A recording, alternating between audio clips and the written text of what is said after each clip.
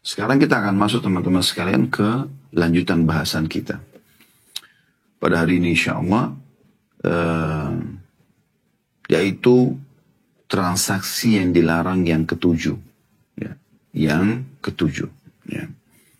Transaksi yang ketujuh yang dilarang adalah jual beli dengan cara memberi uang panjar. Dan ini banyak sekali terjadi ya. Tidak diperbolehkan bagi seorang muslim melakukan transaksi jual beli dengan memberikan atau meminta uang panjar. Dia memberi atau diminta oleh penjualnya uang panjar dengan kontan. Ya. Jadi misalnya mau beli mobil ini 100 juta, bayar 100 juta semuanya. Ya. Baru kemudian nanti pada saat barang datang Anda boleh terima. Ya. Berdasarkan sabda Nabi SAW dalam sebuah riwayat, Annahu sallallahu alaihi wasallam naha an bai'il urbun. Bahwa Rasulullah SAW telah melarang jual beli dengan sistem memberikan uang panjar. Hadis ini disebutkan oleh Imam Malik dalam kitab Muwatta beliau. Dan Imam Malik menjelaskan makna hadis ini setelah menyebutkan hadis ini. Diberikan contoh oleh beliau bahwa seseorang membeli suatu barang atau menyewa binatang.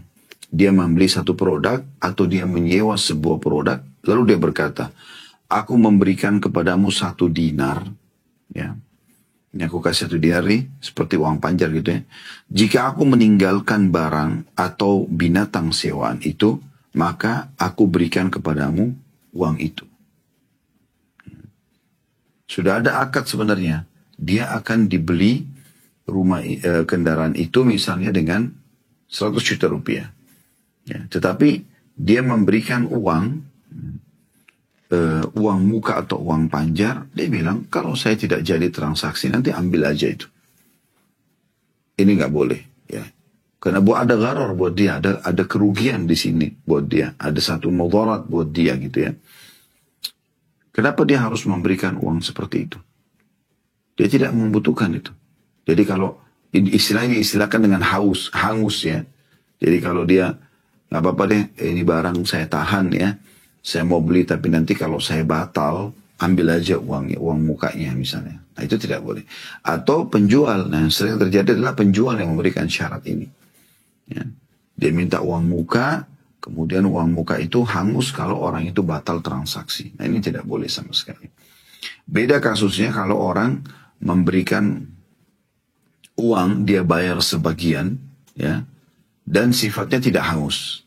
Artinya, kalau dia batal transaksi, produknya tidak ada dari pihak penjual misalnya, uangnya dikembalikan utuh, atau ya memang kalau si pembeli membatalkan, penjual dengan sukarela mengembalikan uang dia, tidak boleh hangus. Ya. Dia juga tidak boleh mengatakan sudah, karena saya batal kamu ambil aja. Karena masih dalam akad transaksi. Ini tidak masuk dalam bab sedekah, karena sedekah itu tidak ada hubungannya dengan transaksi. Ya. Jadi seperti itu. Oleh karena itu yang paling tepat adalah orang kalau transaksi, ini produknya silakan. Dan yang paling aman dalam syariat kita adalah cash and carry. Bayar cash, ambil barang itu, selesai. Dan putus transaksi. Dan Anda masih ingat kita bahas pada bab sebelumnya tentang bab khiyar. Ya. Artinya transaksi boleh dilanjutkan atau dibatalkan. Nah itu teman-teman sekalian selama keduanya belum berpisah. Nah, tapi kalau sudah berpisah maka sudah tidak ada lagi pengembalian produk ya. Dan kita sudah berikan ada satu pengecualian para ulama. Kalau misalnya produk tersebut atau penjual tersebut mengatakan silakan dicoba elektronik ini. Ya saya kasih garansi 3 hari. Kalau ada yang rusak ya maka bisa dikembalikan. Nah itu berbeda. Berarti sudah ada kesepakatan seperti itu. Tapi kalau tidak ada maka tidak boleh sama sekali. Jadi sebaiknya dihindari uang-uang panjar ini. Apalagi kalau sifatnya hangus ya. Kalau sifatnya tidak hangus masih ada pengecualian sebagian ulama. Yang ke-8 transaksi yang tidak boleh adalah jual beli sesuatu yang tidak ada pada penjual. Tidak diperbolehkan kata Syekh Abu Bakar rahimahullah bagi seorang muslim menjual barang yang tidak ada padanya. Atau yang belum dimilikinya. Kalau yang belum dimiliki, misalnya dia bilang, ini rumah saya jual sama kamu ya. Tapi dia sendiri belum beli rumah itu. Dia baru rencana akan beli. Ini tidak dibolehkan. Jual beli, saya ulangi, yang ke-8 dilarang adalah jual beli yang tidak ada pada penjual. Ya. Jual beli sesuatu yang tidak ada pada penjual. Tidak diperbolehkan bagi seorang muslim menjual barang yang tidak terdapat padanya atau yang belum dimilikinya. Karena hal itu merupakan tindakan yang menyakitkan ya, dari penjual kepada pembeli ketika barang yang dijualnya tidak berhasil didapat. Ya. Dan dalam hal ini Rasulullah SAW bersabda, la yabi' ma laysa indak, la tabi' ma laysa indak. Jangan pernah kamu menjual sesuatu barang yang tidak ada padamu. Yang tidak ada padamu. Hadis ini diriwayatkan oleh Abu Daud di nomor 3503, An-Nasai 4613, Ibnu Majah 2188, Tirmidzi di nomor 1232 dan beliau mensahihkannya. Ya. Juga dalam riwayat lain disebutkan wa naha an bai'i syai'i qabla qabdihi, dan beliau sallallahu alaihi wasallam melarang jual suatu barang sebelum menerimanya. Hadis Bukhari nomor 2133. Nah, ini peringatan yang sangat tegas bagi teman-teman yang dagang online ya. Jadi pastikan produk itu yang Anda pajang di status Anda, di foto, di medsos Anda, memang Anda punya, Anda miliki produk itu. Jangan sampai tidak ada produknya, Anda cuma pajang foto. Lalu Anda menerima uang orang. Ini nggak boleh. Ya. Dari mana jaminan produk itu Anda akan dapatkan? Mungkin Anda pada saat order ke vendor Anda tidak ada. Sehingga akhirnya uang orang Anda sudah tahan. Dan ini banyak sekali terjadi. Ya, orang-orang yang tidak bertakwa kepada Allah SWT, mereka malah lari dan hilang. Ya, putus kontak dari para konsumennya dan dia menikmati uang haram tersebut. Ini semua tidak boleh. Ya. Jadi kalau Anda mau, Anda beli 5 buah produk misalnya, dari satu produk yang Anda pajang di status Anda, baju kah atau yang lainnya, Anda pajang produk itu 5 buah misalnya, Anda taruh 5 buah. Anda punya 5 buah, Anda pajang 1. Atau Anda pajang 5-5-nya misalnya. Lalu orang transaksi sama Anda. Baik. Anda jual 1, 2, 3, sampai 5 habis. Begitu sudah habis, foto masih Anda pajang sebenarnya. Ya. Kemudian orang ada yang pesan, harusnya kan Anda tulis stok habis, ya, atau Anda ganti dengan foto produk lain. Nah, kalau ada misalnya pas transaksi yang kelima, produk yang kelima, ada orang lain juga yang masuk, misalnya ada 3 orang, 4 orang yang menginginkan produk yang sama, tapi yang satu sudah transaksi, Anda mengatakan, ini produknya sudah habis stoknya. Ya. Saya akan order dulu produk ini. Kalau ada, saya akan informasikan kepada Anda. Nah, itu betul. Berarti Anda tidak berbohong di sini. Anda menjelaskan kepada konsumen Anda kalau produk ini memang sudah habis. Tapi saya akan order dulu. Tanpa Anda menerima uang. Ya, memang orang transaksi dalam Islam seperti itu. Jangan Anda bilang, Ustaz saya kalau tidak terima uang dari dia, ya mungkin dia beli ke tempat lain. Itu resiko. Itu resiko dagang. Supaya pendapatan Anda halal dan Anda tidak boleh sama sekali ada unsur manipulasi di sini. Nggak boleh. Ya, seakan-akan Anda punya produk tapi Anda tidak punya produk. Ya.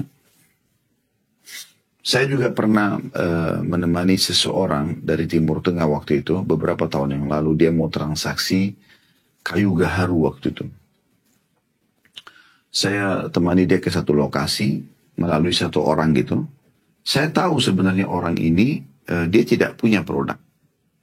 Karena orangnya memang tidak mampu, sementara produk ini produk yang mahal gitu. Rupanya dia berbicara sama pemilik produk, seakan-akan dia izin kalau ini adalah produk dia, gitu kan. Sehingga pada saat saya datang sama tamu ini, dia berbicara seakan-akan itu produk dia. Bahkan saya sempat tanya, ini barang Anda? Dia mengatakan iya. Tapi saya sangat kenal orang ini, kalau dia tidak punya produk, tidak mungkin dia punya produk sebanyak itu karena kondisi dia miskin. Ya. Dan itu juga bukan rumah dia. Ternyata dia bilang sama pemilik produk supaya tidak usah ketemu sama konsumen ini, dia saja yang bertransaksi seakan-akan ini produk dia. Kenapa dia nggak bicara baik-baik, ini produk teman, cuma saya diwakilkan, itu tidak ada masalah. Tapi kalau dia bicara seakan-akan ini produk dia, ya, dia bilang ini barang saya, nah ini jadi tanda tanya ini. Ya. Jadi coba hindari semua hal-hal yang bisa membawa Anda kepada hal yang syubhat, apalagi sampai kepada hal yang haram. Syubhat ini minimal samar, ya. Jadi dilarang oleh Nabi SAW menjual produk yang bukan milik Anda, gitu ya. Atau produk yang belum Anda miliki. Ya. Ini hati-hati teman-teman, banyak sekali di antara pedagang-pedagang kita, walaupun sekarang sudah Masya Allah dunia ini penuh dengan perdagangan ya, apalagi dengan adanya online, maka kebanyakan mereka begitu. Ya, termasuk yang berbahaya di sini adalah tidak boleh Anda langsung kirim produk dari vendor Anda ya kepada konsumen Anda. Kenapa? Karena kalau sampai ada kesalahan produk, kesalahan warna, ya, ukuran, bagaimana Anda memperbaikinya? Akan repot sekali. Ini maksud dalam hadits Nabi SAW, ya. Yang dari awal kita bacakan hadits riwayat Bukhari nomor 2133, disebutkan wanaha an bai'i syai'i qabla qabdihi. Bahwasanya Nabi SAW melarang transaksi produk sebelum dimiliki atau diterima. Kita terima dulu, kita cek dulu produk itu, ternyata sudah benar sesuai dengan apa yang kita harapkan, ya, apa yang dipesan oleh konsumen kita, baru kemudian kita kirim. Tapi kan double ongkos kirim, ya itu resiko. Anda bisa masukkan dalam HPP Anda semua itu. Ya, ini transaksi juga tidak boleh. Kemudian yang ke-9, yang tidak boleh adalah jual beli hutang dengan hutang. Kata beliau, Syekh Abu Bakar Jazair rahimahullah, tidak diperbolehkan bagi seorang muslim menjual hutang dengan hutang. Karena dilihat dari segi ketentuan hukum syariat bahwa hal itu sama dengan menjual sesuatu yang tidak ada dengan sesuatu yang juga tidak ada. Dan agama Islam tidak membolehkan hal itu. Adapun contoh menjual hutang dengan hutang ialah bahwa seseorang mempunyai hutang 1 kintal gandum kepada Anda hingga batas waktu tertentu. Misalnya ada orang bilang saya utang beras, ya, 1 karung beras 20 kilo misalnya. Kemudian jadi Anda mengambil utang sama orang, ya, saya utang ya, nanti saya bayar dengan ambil beras 1 karung, saya akan bayar juga dengan beras nantinya gitu. Kemudian ya, Anda bilang sama misalnya orang-orang, saya ulangi, ada seseorang utang 1 karung beras sama Anda. 20 kilo misalnya. Dia utang. Dia akan bayar di akhir bulan dengan 20 kilo beras. Oke? Saya ulangi kembali. Saya misalnya mengutangkan 1 karung beras pada orang. Gitu kan? Dia janji dia akan bayar pada akhir bulan. Dengan 1 karung beras juga. Gitu. Nah, sebelum datang beras itu dibayar oleh orang yang sedang utang sama saya jual beras itu dalam kondisi beras itu masih di tangan orang yang mengutang tadi. Saya bilang, misalnya si A utang sama saya beras, dia akan bayar pada akhir bulan dengan beras juga 1 karung, 20 kilo misalnya. Sementara belum pengembalian beras dari orang yang utang sama saya sudah jual sama si B. Saya katakan, saya ada beras sama si A, 1 karung. Saya jual sama kamu, saya butuh uang sekarang cash. Nanti akhir bulan kamu ambil dari dia. Harganya 200.000 rupiah misalnya. Nah, ini tidak dibolehkan. Ini yang beliau contohkan, dan contoh lain kata beliau bahwa seseorang berhutang kambing kepada Anda hingga batas waktu tertentu. Kemudian setelah jatuh tempo ternyata orang itu tidak mampu membayarnya. Lalu dia berkata pada Anda, juallah kambing ini kepadaku dengan harga 50 real hingga batas waktu tertentu lagi. Ya, jadi misalnya ada orang ngambil dari saya kambing, dia utang. Tolong saya mau utang kambing 1 ekor. Saya penjual kambing misalnya. Kalau kemudian saya kasih sama dia, nanti dia akan gantikan kambing di akhir bulan. Gitu kan. Ternyata tiba di akhir bulan, dia nggak bisa membayar, mengembalikan kambing ya. Lalu dia bilang sama saya, ini kambing nilai saja 50 real. Maksudnya 150 ribu misalnya. Nilai dengan 150 ribu rupiah. Nanti saya bayar bulan depan. Jadi yang awal belum selesai, ya, lalu kemudian diganti dengan transaksi lain, utang lain gitu kan. Sudah bukan lagi kambing tapi ke uang gitu. Nah ini tidak dibolehkan gitu. Ya. Karena dengan begitu kata beliau, Anda menjual utang dengan utang. Waqad naha Rasulullah SAW an bai'il kali bil kali. Sementara Rasulullah SAW telah melarang menjual utang dengan utang yang lain. Diriwayatkan oleh Al-Baihaqi dan juga Al-Hakim. Ini transaksi yang ke-9 yang tidak boleh, jual utang dengan utang. Gitu ya. Sudah diberikan contoh tadi. Kemudian yang ke-10 yang tidak boleh transaksi jual beli adalah jual beli dengan sistem ghina. Ya. Tidak diperbolehkan bagi seorang muslim menjual satu barang dalam kurung dengan cara kredit hingga batas waktu tertentu. Kemudian penjual yang sama membeli barang tersebut dari pembeli dengan harga yang lebih murah daripada harga pembelian kredit itu.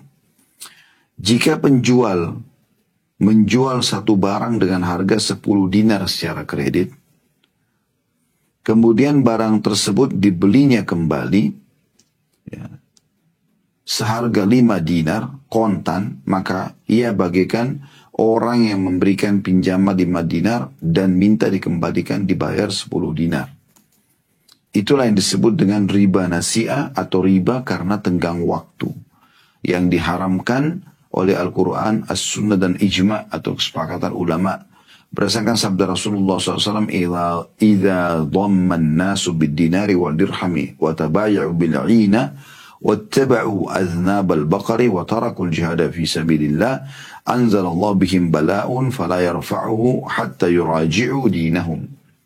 Yang artinya, jika manusia mulai kikir dengan dirham dan dinar, tidak mau lagi bersedekah, selalu perhitungannya hanya sistem seperti kapitalis, nabung, untung aja terus. Untungnya itu adalah bagaimana mengumpulkan sebanyak mungkin uang gitu. Kemudian mereka transaksi dengan cara ina, ya. Tadi sudah dijelaskan, saya jual produk, ya. Misalnya sebuah handphone, saya jual 1 juta kredit, ya. Kemudian saya datang kepada konsumen yang sama, saya katakan, saya beli lagi handphone itu, ya, dengan misalnya tadi jual 100 juta rupiah, sekarang saya beli 500 ribu rupiah. Itu ina tidak boleh. Lalu sudah mengikuti ekor sapi, maksudnya sibuk membajak sawah, dan kalian meninggalkan jihad di jalan Allah, niscaya Allah akan menurunkan kepada mereka malapetaka dan tidak akan hilang sehingga mereka kembali lagi ke agama mereka. Hadis riwayat Ahmad nomor 3810 dan Abu Dawud 3462 dan disahihkan oleh mereka. Gitu. Seorang wanita berkata kepada Aisyah radhiyallahu anha, aku telah membeli seorang budak dari Zaid bin Arqam dengan harga 800 dirham dengan cara kredit. Sedang aku telah membelinya kembali lagi dengan harga 600 dirham secara tunai. Ya. Aisyah berkata, nah betapa buruk apa yang kamu beli dan betapa buruk apa yang kamu jual. Ya. Sesungguhnya jihad Zaid bersama Rasulullah SAW menjadi sia-sia kalau dia tidak bertaubat. Hadis ini riwayatkan Darul Qutni dan sebagian ulama melemahkan hadis ini. Tapi Syekh Abu Bakar mengangkatnya sebagai dalil di poin yang ke-10 ini. Ya. Jadi sekali lagi transaksi yang tidak boleh adalah jika penjual menjual satu barang dengan harga 10 dinar secara kredit, kemudian barang tersebut dibelinya kembali dengan harga 5 dinar. Maka ia bagaikan orang yang memberikan pinjaman 5 dinar dan berharap dikembalikan 10 dinar. Karena tadi akadnya awal sudah 10 dinar gitu ya. Kemudian yang ke-11, transaksi yang tidak boleh adalah orang kota menjual barang dagangan orang desa. Ya. Tapi ini ada penjelasan ya. Penjelasannya adalah jika orang desa atau orang asing dari suatu daerah yang datang membawa barang yang hendak dijualnya ke pasar dengan harga yang berlaku pada hari itu, maka orang kota tidak boleh berkata kepadanya, tinggalkan barang dagangan itu di tempatku, niscaya aku akan menjualkan untukmu pada hari esok atau beberapa hari kemudian dengan harga yang lebih mahal dari harga hari ini. Padahal saat itu orang-orang membutuhkannya. Berdasarkan sabda Nabi SAW, la yabi hadirun libad, da'un nasa yarzukullah ba'dahum min ba'd. Janganlah orang kota menjual barang dagangan orang desa, biarkan orang-orang melakukan transaksi sendiri, di mana Allah memberikan rezeki kalian di mana Allah memberikan rezeki sebagian dari mereka kepada sebagian yang lainnya. Hadis riwayat Bukhari dan Muslim, dan ini riwayat Imam Muslim nomor 1522. Jadi kalau misalnya ada orang dari desa datang ke kota dan dia mau jual barangnya, apa saja, sayuran kah, buah-buahan kah, dan segala macam. Ya. Kemudian dia ingin transaksi jual beli. Lalu datanglah orang kota ini yang orang setempat, yang dia tahu ini orang desa nggak ngerti apa-apa. Maka dia menghalang orang itu, dia mengatakan, daripada kau jual hari ini, lebih baik taruh di tempat saya, di toko saya jualkan dengan harga yang lebih tinggi besok atau lusa. Ini dilarang oleh Nabi SAW. Tidak boleh, biarkan mereka menjualnya. Kalau Anda mau, Anda beli. Saya beli produk itu ya. Udah, nanti Anda jual lebih mahal, terserah Anda. Tapi transaksi sudah selesai. Tidak boleh Anda sengaja menahan produk orang-orang yang dari pedalaman yang tidak paham, ya, supaya Anda menipu mereka. Karena ada unsur manipulasi di sini. Supaya orang desa ini tidak tahu harga, ya, tidak tahu pasar, atau tidak berdagang di pasar yang Anda ada. Nah, ini tidak dibolehkan. Nah, kalau Anda mau, satu hal yang boleh Anda lakukan, Anda transaksi jual beli apa adanya, ya, Anda transaksi jual beli apa adanya dengan dia. Setelah itu dia pulang ke kampung dia, Anda jual, setelah itu terserah Anda. Itu tidak ada masalah. Ini tidak maksud dalamnya, kalau ada orang pergi ke satu daerah, karena di sana terkenal kopinya, buah-buahannya, dia beli transaksi dengan orang-orang pedesaan. Dia beli semuanya lalu kemudian dia jual di kota. Ini tidak masuk karena dia transaksi jual beli. Di sini sudah diberikan contoh, memang orang kota itu dia menahan transaksi, ya, supaya orang desa ini tidak tahu harga, ya, seperti itu kurang lebih. Ini mirip dengan poin ke-12, yaitu larangan atau membeli barang dagangan dari para pedagang sebelum barang tersebut tiba di lokasi tujuan. Apakah dari pedalaman atau dari kota lain gitu ya. Jika seorang muslim memperoleh informasi bahwa suatu komoditi akan datang ke daerahnya, maka tidak diperbolehkan baginya pergi keluar daerah dengan maksud mencegat rombongan para pedagang yang membawanya dan membelinya dari mereka. Kemudian membawanya masuk ke daerahnya dan menjualnya dengan harga yang sesuai dengan kehendaknya. Alasannya karena di dalamnya mengandung unsur penipuan terhadap pemilik komoditi tersebut. Oh, pemilik komoditi itu kan punya hak untuk masuk ke pasar. Kenapa Anda tahan dia sebelum masuk ke pasar gitu? Dan dapat menimbulkan mudarat bagi penduduk daerah tersebut. Karena penduduk daerah bisa mendapatkan harga lebih murah. Kenapa Anda harus monopoli dan membeli semuanya sebelum masuk ke daerah Anda gitu. Baik terhadap para pedagangnya maupun lainnya gitu. Jadi di sini bisa ada mudarat ya terhadap penduduk setempat, baik terhadap para pedagang maupun orang lainnya. Pedagangnya di pedalaman di kota Anda tidak tahu apa-apa karena produk belum sampai, Anda sudah mengambil semuanya. Atau juga bagi penduduk setempat yang memang bisa juga mendapatkan produk lebih fresh lah. Ya, kadang-kadang Anda kalau sudah mencegat para pedagang ini, Lalu Anda beli sebelum masuk ke kota Anda. Ini sering terjadi di zaman dulu ya. Biasanya begitu para kafilah-kafilah pedagang sudah didengar akan datang nih. Maka para pedagang-pedagang di kota itu lalu keluar mencegat mereka. Lalu kemudian mengatakan sudah nggak usah masuk ke kota kami, transaksi aja sama kami akan beli semuanya. Nah ini tidak boleh. Kenapa tidak boleh? Karena niat para penjual ini tadinya mau masuk ke kota kita dan mau transaksi di sana. Ya, kalau Anda mau dia masuk ke kota Anda transaksi apa adanya sama mereka. Tapi Anda sengaja niat mencegat supaya ya orang-orang kota Anda tidak tahu produk ini harganya, ya. Dan Anda juga punya kesempatan hanya menyortir lagi, dan kemudian Anda buat beberapa rate harga. Ya, ini semua mudarat bagi para pedagang lain di dalam kota Anda ataupun para pembeli yang harusnya bisa transaksi secara langsung. Ya. Ini beda kasus kalau Anda datang ke satu vendor atau satu pabrik atau satu perkebunan pertanian, lalu Anda transaksi sama dia di sana. Sudah produk Anda, lalu dibawa masuk ke kota Anda, itu lain, tidak ada masalah. Tapi kalau Anda di sini niat, jadi inna malam lebih niat, kita bicara tentang niatnya. Kata Nabi SAW, semua sesuai dengan niatnya.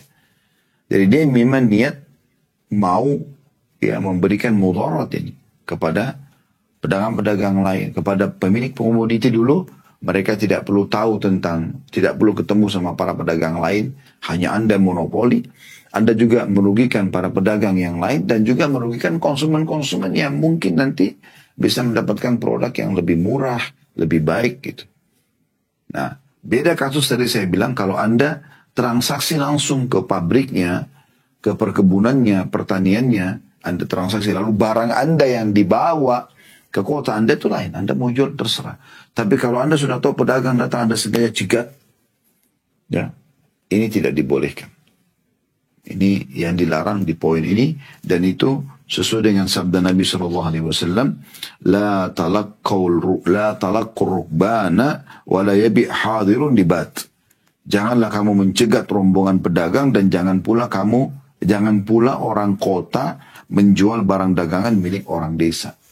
Hadis ini riwayat Bukhari nomor 2150 dan Muslim 1515. Jadi ini hal yang dilarang karena ada unsur manipulasinya. Kita lanjutkan teman-teman sekalian, transaksi yang tidak boleh yang ke-13, yaitu jual beli musarrah. Dalam kurung, kambing, sapi dan unta dengan menahan air susunya tetap berada di dalam ambingnya. Kata beliau, tidak diperbolehkan bagi seorang muslim menjual kambing, sapi, dan unta dengan cara menahan air susunya tetap berada dalam ambingnya selama beberapa hari supaya binatang itu terlihat seakan-akan air susunya subur, sehingga orang-orang tertarik untuk membelinya. Jadi itu alasannya ya. Jadi mereka kebanyakan supaya ditahu ini sapi, unta, atau kambing ini sehat, ya, itu kantong ambingnya berisi. Nah biasanya supaya kelihatan seperti itu dibiarkan beberapa hari tidak sama sekali diperah. Dan ini termasuk kezaliman. Terhadap binatang itu pun kezaliman. Ya. Karena itu akan menyakitkan bagi binatang tersebut. Harusnya dikeluarkan. Ya mungkin seperti ibu-ibu kalau lagi menyusui bayinya, kalau sampai ASI-nya tidak dikeluarkan itu biasanya sakit ya di daerah payudaranya. Maka itu binatang bisa seperti itu, dia merasakan hikmah Allah SWT dikeluarkan susu itu. Ya, baik diperah untuk dikonsumsi oleh pemiliknya atau memang diberikan kepada anak-anaknya. Nah, tapi ada orang sengaja melakukan ini supaya dia kelihatan kembung sekali, berarti sehat dianggap itu, ya, dan pembeli tertarik untuk membelinya. Dan ini diharamkan karena ada unsur manipulasi. Ya. Nabi SAW bersabda, la tusarrul ibila walal ghanam, faman ibta'aha ba'da dhalika fahuwa bi khairin nadharaini ba'da an yahlubaha in radiyaha amsaka wa in sakhitaha raddaha wasa'an min tamrin.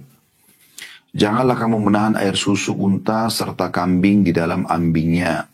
Barang siapa yang membelinya, setelah memerah air susunya, maka ia berhak memilih salah satu di antara dua pilihan. Jika ia rela, maka ia dapat menahannya, dan jika ia tidak suka, maka ia akan mengembalikan disertakan dengan satu sak kurma.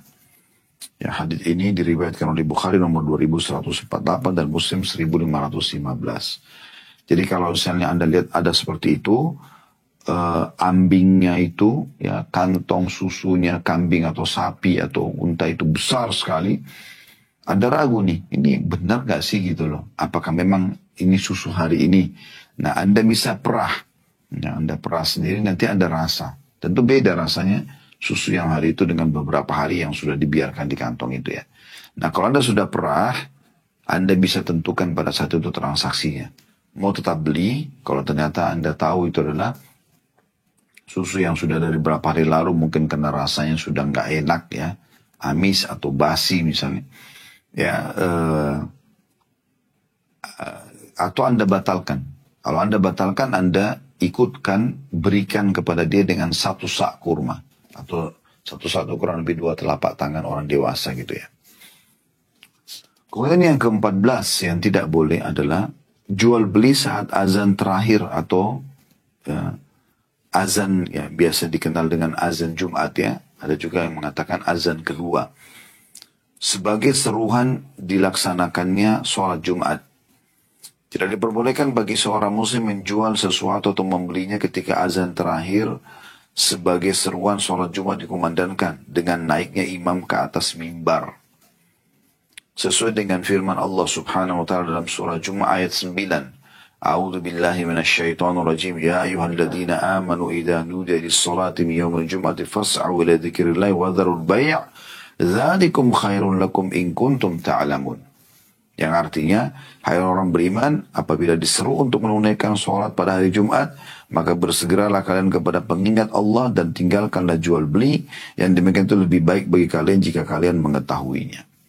Jadi ada larangan di sini, ya tidak boleh transaksi lagi. Tentu ini berlaku bagi orang yang melakukan Jumat, melaksanakan Jumat. Bagaimana kalau ibu-ibu yang tidak wajib bagi mereka Jumat, mereka lagi belanja di supermarket, itu gak ada masalah. Ya. Tapi Anda yang mau Jumat, maka Anda tidak boleh lakukan ini. Seperti juga musafir misalnya, dia lagi musafir, dan dia transaksi di pinggir jalan, di tol misalnya, dan memang dia memilih karena orang Jumat ini bisa pilihan bagi orang musafir, bisa dia Jumat kalau ada Jumatan atau dia sholat duhur misalnya, maka ini tidak berlaku. Tapi orang yang mau Jumat ya mukim, maka sebaiknya jangan ada transaksi ya, karena ini hukumnya tidak dibolehkan. Dan ini maksud di sini azan kedua. Jadi Jumat itu ada dua macam atau dua pendapat ya. Pendapat yang pertama dipilih oleh jumhur ulama dari mazhab Hanabila, ya, kemudian juga Malikiyah. Ya. Ini umumnya mereka mengatakan azan itu sekali, ya, sesuai dengan yang dicontohkan oleh Nabi SAW di saat beliau Jumat, kalau beliau keluar naik di atas mimbar, barulah kemudian Bilal azan, gitu kan? Jadi cuma satu kali azan saja, makanya yang dianggap dengan azan. Dalam mazhab Syafi'iyah ada azan dua kali, mengambil dari perbuatan Utsman bin Affan radhiyallahu anhu. Di zaman beliau mengadakan dua kali azan di Jumat.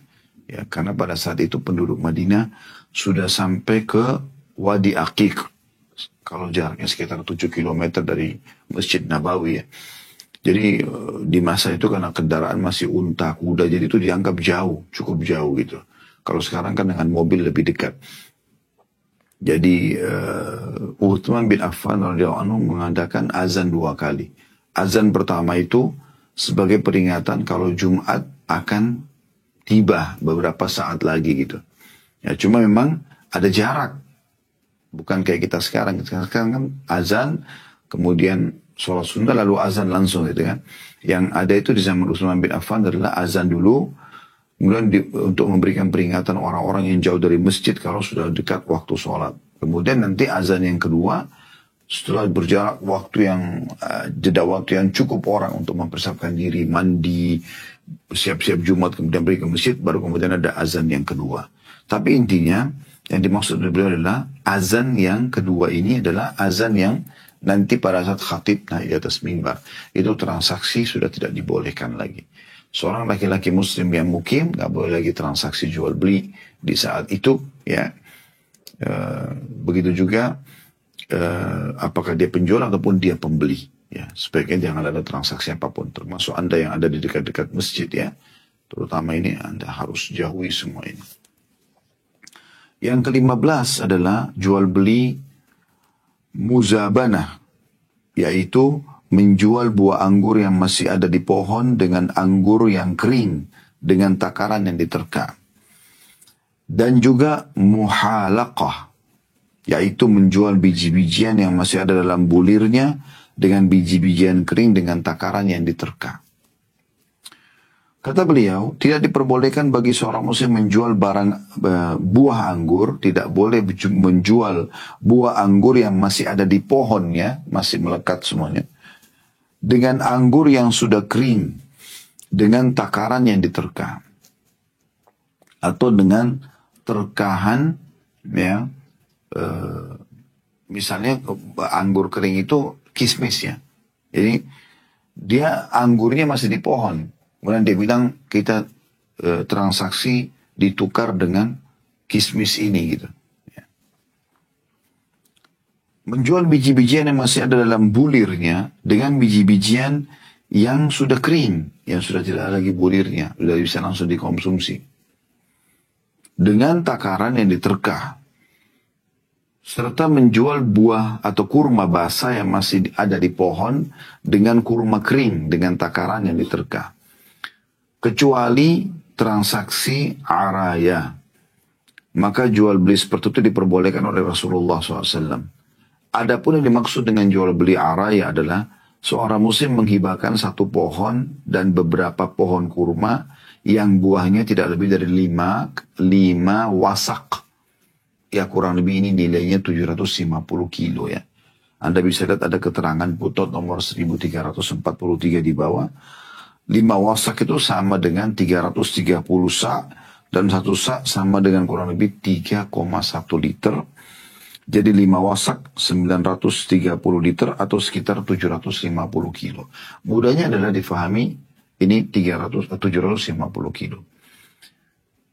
Dikatakan di sini, adapun transaksi araya yang dimaksud adalah seorang muslim menghibahkan satu pohon atau beberapa pohon kurma, tapi tidak lebih dari hasilnya 750 kilo kurma, ya. Tapi penerima hibah tidak dapat memasuki kebun kurma itu untuk memanen buah kurmanya. Lalu pemberi hibah membeli buah kurma itu dari penerima hibah dengan takaran yang diterka dengan kurma yang kering. Untuk lebih jelasnya kita baca dalilnya dulu. Dalil pertama adalah keterangan dituturkan oleh Ibnu Umar radhiyallahu anhu. Nah Rasulullah SAW anil muzabanati an yabi'a thamaru ha'itihi in kana nakhlan bitamrin kailan wa in kana karman an yabi'ahu bizabibin kailan wa in kana zar'an an yabi'ahu bikaili ta'amin wa naha an dhalika kullih.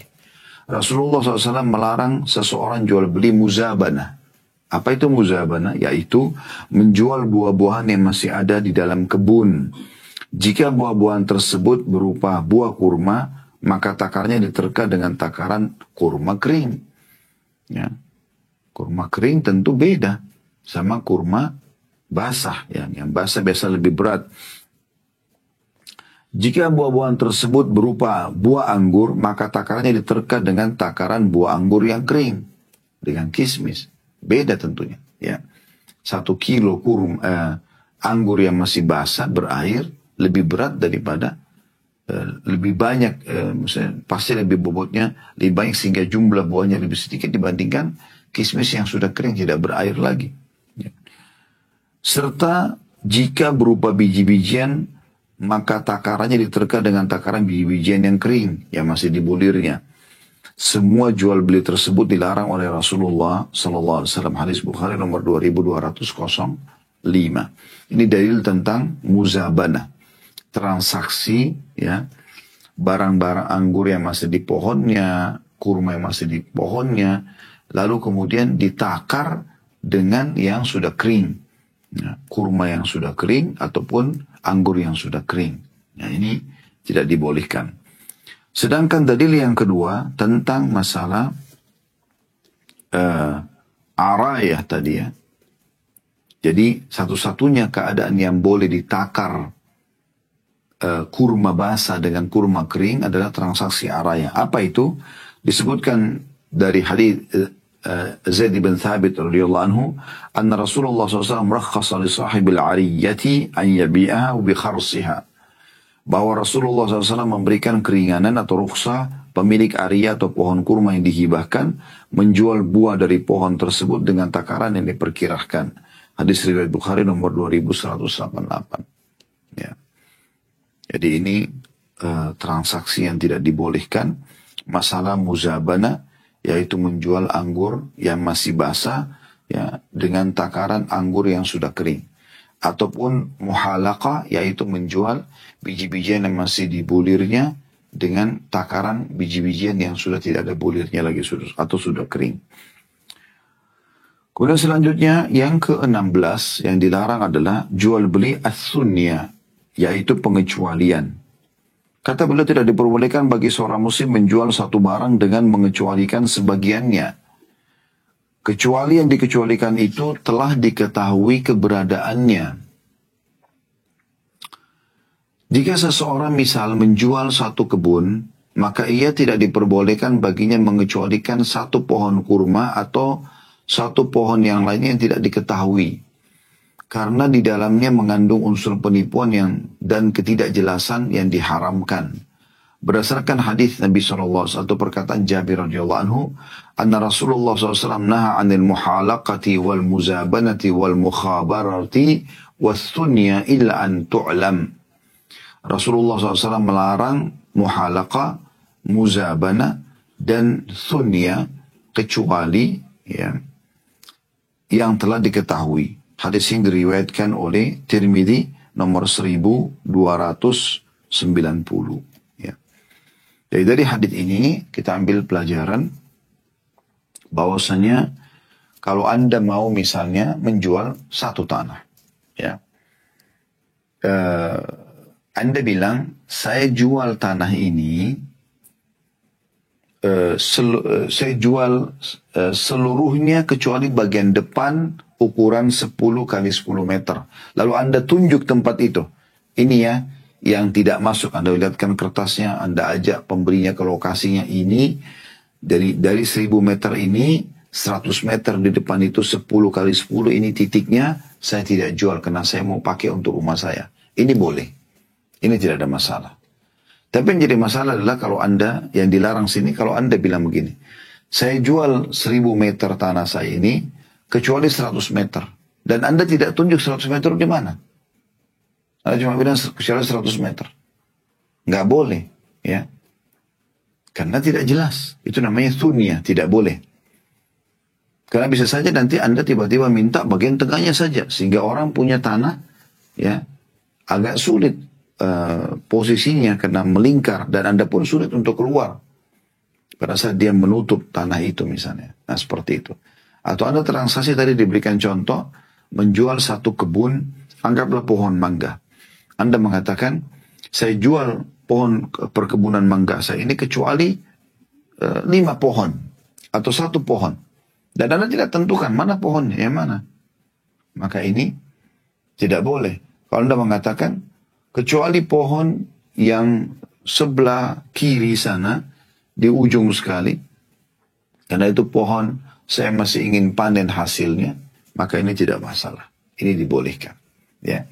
Nanti yang beli tanah perkebunan Anda akan mengeluarkan pohon itu, dibuat pagar dan dia keluar. Dan ini menjadi hak Anda misalnya. Walaupun anjuran sebagian ulama, kalau orang transaksi seperti ini, lebih baik dia menjual seluruhnya, supaya tidak memberikan mudarat kepada saudaranya yang sudah membeli, dan dia bisa membeli di tempat lain gitu kan.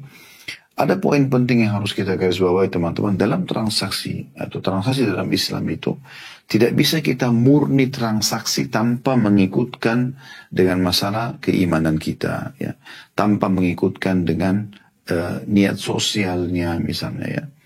Jadi ada hal-hal yang harus kita pikirkan yang ini ada hubungannya. Misalnya ini dilarang nggak sih dalam Islam itu berhubungan dengan masalah keimanan, ya. Jadi nggak boleh kita transaksi aja, nggak masalah lah, mau haram mau enggak, yang penting transaksi jadi. Ini bukan seperti itu. Harus dihubungkan dengan masalah keimanan.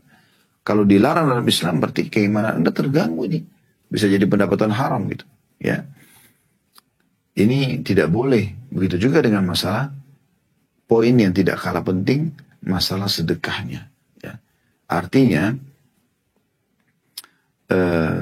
kalau Anda sudah niat transaksi, ya, dalam hadis Nabi SAW dikatakan semoga Allah merahmati orang yang mudah pada saat jual, orang yang mudah pada saat beli. Maksudnya udah berikan kepada orang. Ada sesuatu yang Anda bisa toleransikan, Anda toleransikan misalnya, daripada Anda tadi masukkan dalam pengecualian, ya, kecuali dalam keadaan tidak mengganggu transaksi itu. Kayak tadi misalnya tanah 1000 meter, Anda ambil potongan dari bagian depan, Anda sudah tunjuk, Anda perjelas, oke, nggak masalah. Dan tidak mengganggu transaksi itu, ya. Jangan sampai Anda bilang, saya jual 1000 meter ini, kecuali bagian depan semuanya. Sehingga tanah yang dibeli oleh orang yang di belakang itu, dia tidak punya akses jalan.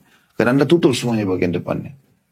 Maka ini juga memberikan mudarat. Di sini Anda harus punya hati yang dermawan di sini, ya. Transaksi harus selesai dengan jelas gitu. Kemudian yang terakhir teman-teman yang kita bahas pada kesempatan ini adalah materi kelima, jual beli pohon buah-buahan. Nah ini ada bahasan sendiri tapi pendek bahasanya, kita tutup dengan ini insyaAllah. Ke depannya kita akan masuk ke materi ke-6 tentang masalah riba. Panjang lebar insyaAllah akan kita jelaskan dengan izin Allah SWT. Nah di materi kelima ini, kata Syekh Abu Bakar Jazair rahimahullah, jika seorang muslim menjual pohon kurma atau pohon buah lainnya yang sudah diserbuki dan buahnya telah nampak, sudah mau panen nih, ya, maka buahnya bagi penjualnya, kecuali jika pembeli mensyaratkannya. Jika tidak, maka buahnya untuk penjualnya. Berdasarkan sabda Rasulullah SAW, man ba'a nakhlan qad ubbirat فَثَمْرَتُهَا لِلْبَاعِ إِلَّا أَنْ يَشْتَرِطَ الْمُبْتَعِ. Barang siapa yang menjual pohon kurma yang telah diserbuki, sudah keluar nih. Serbuki itu maksudnya sudah ada buah-buahnya. Ya, sudah tinggal panen saja buahnya. Maka buahnya milik penjualnya. Karena dia jual pohonnya. Sekarang dia panen dulu hasilnya gitu. Kecuali satu keadaan, pembelinya mensyaratkan, mengatakan, saya beli pohon ini sama semua buahnya ini.